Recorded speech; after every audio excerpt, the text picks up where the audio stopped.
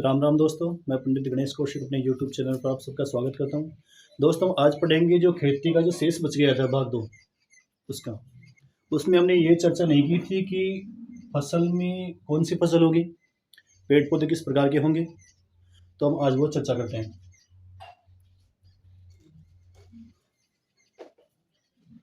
इसमें ये दोस्तों, फसल में अब हम लोगों ने चर्चा की जमीन की, कृषक की उपज की।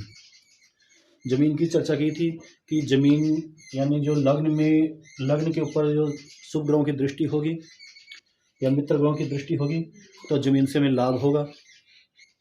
और अगर पाप ग्रहों की दृष्टि होगी, पाप ग्रहों की दृष्टि होगी या शत्रु ग्रहों की दृष्टि होगी तो हमें ज़मीन से हानि होगी। कृषक संबंधी देखा था चतुर्थ नंबर से, यानी चतुर्थ भाव में अगर शुभ ग्रहों की दृष्टि होगी, मित्र ग्रहों की दृष्टि होगी तो कृषक से हमें फायदा होगा, लाभ होगा। अगर उनसे पाप ग्रहों की दृष्टि होगी या शत्रु ग्रहों की दृष्टि होगी तो कृषक छोड़ के चला जाएगा या हमें वहाँ से हानि होगी। अगर पाप ग्रहों की दृष्टि है तो कृषक छोड़ के चला जाएगा, शत्रु पाप ग्रहों की दृष्टि है तो कृषक छोड़ के चला जाएगा।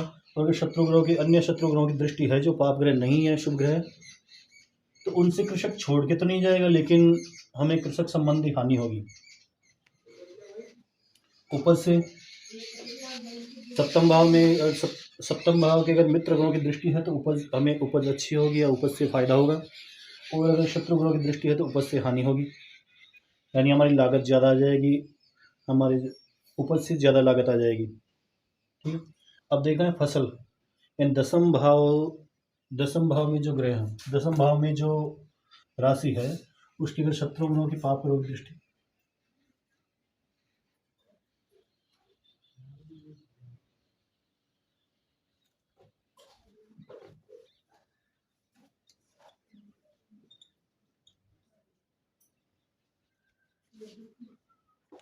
यानी शुभ ग्रहों की दृष्टि और फसल यानी वृक्ष और संबंधी लाभ होगा।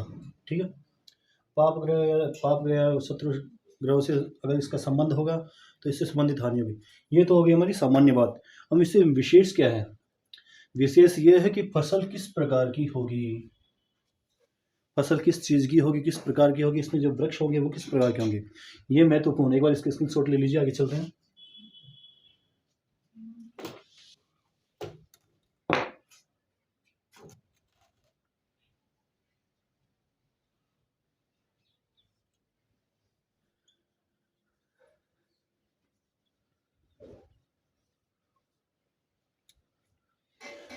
इसमें ये दोस्तों, अगर दसम भाव का बुध से संबंध है तो हरे पत्तेदार फसल होगी, जैसे पालक है, धनिया है और जैसे बथुआ है, इस प्रकार की फसल होगी।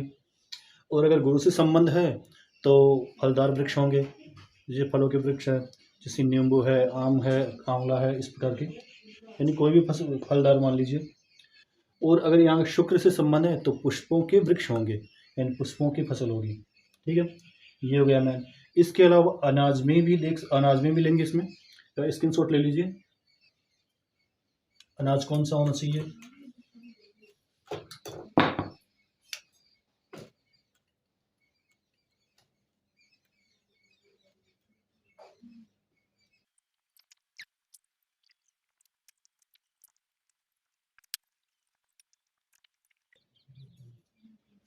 इनका संबंध इस प्रकार से है।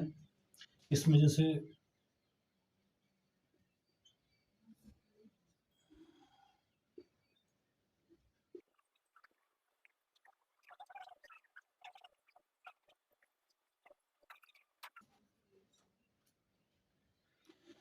इनका संबंध इन वर्णों से है। इन वर्ण के और भी कोई अनाज हो तो वो भी ले सकते हैं, जैसे सूर्य का लाल वर्ण से तो गेहूं लाल हो गया, और जैसे मसूर हो सकता है, जैसे सूर्य का मसूर, इसका गेहूं भी है, मंगल का। सूर्य का लाल रंग से संबंध है तो इसमें गेहूं ले सकते हैं। चंद्रमा का सफ़ेद कलर से संबंध है तो इसमें चावल ले सकते हैं। मंगल का लाल कलर से है तो मसूर हो गया, गेहूं हो गया, अन्य और भी कोई अनाज हो वो भी ले सकते हैं लाल कलर का। ये चिरमी 2-3 कलर की आती है, वो भी देख सकते हैं। जैसे बुध हरे रंग का अनाज कौन हो गया, मटर हो गया, मूंग हो गया। इसके अलावा और भी कोई हरे कलर का हो वो देख सकते हैं। गुरु का पीले कलर से संबंध है। चना हो गया, मोगर हो गया, मेथी हो गई, हल्दी हो गई, इसके अलावा और भी कोई जैसे पीले कलर की दाल हो, दाल के अनाज कोई भी हो वो ले सकते हैं। शुक्र का वैसे तो पुष्प है लेकिन सफ़ेद कलर से संबंध है, तो चावल हो गया सफ़ेद कलर का। इसके अलावा और भी कोई सफ़ेद कलर का कोई हो तो देख सकते हैं अनाज। शनि का काले कलर से, धूम्रवर्ण से संबंध है। राहु केतु का भी धूम्रवर्ण से काले कलर संबंध है। उड़द, बाजरा, तिल, काला ये तिल वगैरह ये इस प्रकार के अनाज हो सकते हैं। एक स्क्रीनशॉट ले लीजिए। अगर दसम भाव का संबंध इस ग्रहों से रहा, इस सूर्य से रहा, तो एक बार मौसम भी देख लीजिए, फसल कौन सी है, रबी की फसल है या फिर खरीफ की फसल है, उनके हिसाब से। जैसे मान लीजिए वर्तमान समय चल रहा है, जो दिसंबर जनवरी का समय चल रहा है, तो इस समय गेहूं का उपज होती है, तो इस समय अगर लाल कलर है तो गेहूं का होगा। और अगर मान लीजिए जैसे अभी सर्दियों की या गर्मियों की फसल हो, जैसे खरीफ की फसल हो, तो उसमें लाल कलर का दूसरा अनाज होगा अगर कोई है तो। चावल है, चावल ये सफ़ेद कलर का है। एक बार वो फसल भी देख लीजिए कौन सी फसल है, इस समय की है या फिर गर्मियों की है, तो उसके हिसाब से चावल है, चावल के अलावा और दूसरा अनाज भी हो सकता है। ठीक है। चंद्र का सफ़ेद कलर संबंध है, मंगल का लाल से है, बुध का हरे कलर से है, गुरु का पीले से है, शुक्र का सफ़ेद से है, और शनि का धूम्रवर्ण से या काले कलर से है, तो राहु केतु का भी इसी से। इस प्रकार से हम लोग इनका अनुमान लगा सकते हैं। तो इनमें जिस कलर संबंध है उस कलर की उससे संबंधित फसल होगी। एक बार इसका स्क्रीनशॉट ले लीजिए।